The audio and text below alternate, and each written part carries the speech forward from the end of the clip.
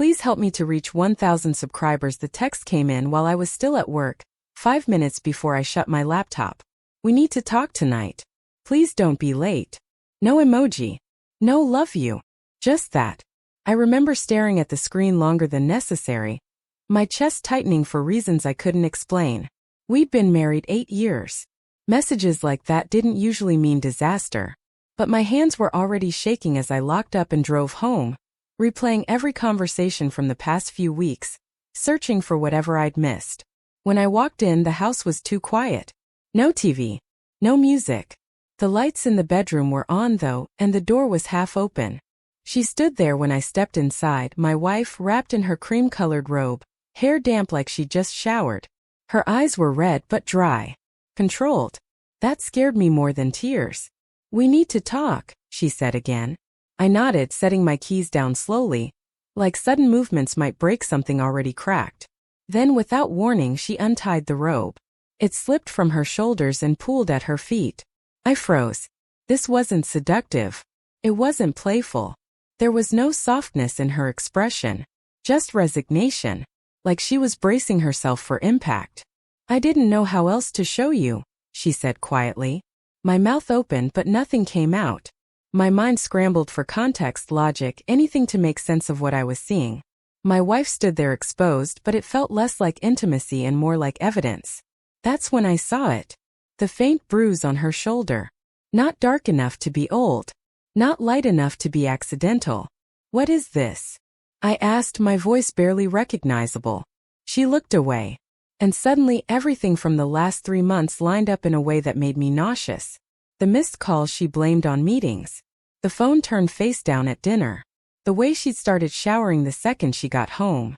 How she'd flinched once when I touched her unexpectedly, then laughed it off like I was imagining things. I had told myself I was being paranoid. That marriage meant trust. That love meant not keeping score.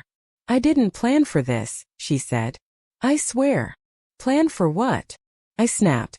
Because right now, I don't even know who I'm looking at. She picked up the robe, clutching it to her chest like armor. It started as work. Long hours. Late nights. He listened. I felt seen. There it was. A single word that changed the shape of my life. I sank onto the edge of the bed, the weight of memory crushing down on me. Our first apartment with the leaky ceiling. Sunday mornings with burnt coffee and shared silence. The night I held her while she cried over her father's diagnosis. Was all of that real? Or had I imagined the depth of it the way I'd imagined our future? Did you sleep with him? I asked. She hesitated. That pause did more damage than any confession could have.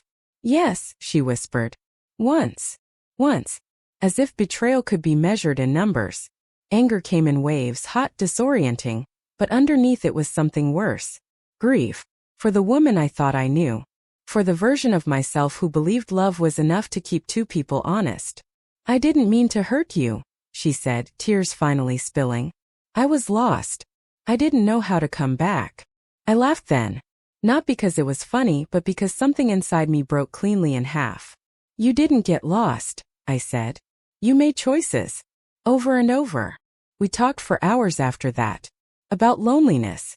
About resentment neither of us had voiced. About how guilt doesn't erase consequences, and remorse doesn't rewind time.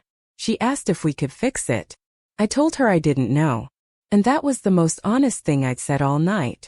2 weeks later, I moved into a small apartment across town. It smells like paint and unfamiliar air. Some nights I still reach for my phone to text her something ordinary. Milk on the way home, did you feed the dog? Before remembering there is no home anymore. Not like that. But here's what I've learned. Love without trust is just memory. And memory can't hold you when the floor gives out. The night she dropped her robe, I thought I was losing my marriage.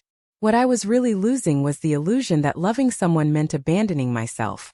And in the quiet aftermath, painful as it is, I'm finally learning how to stand again.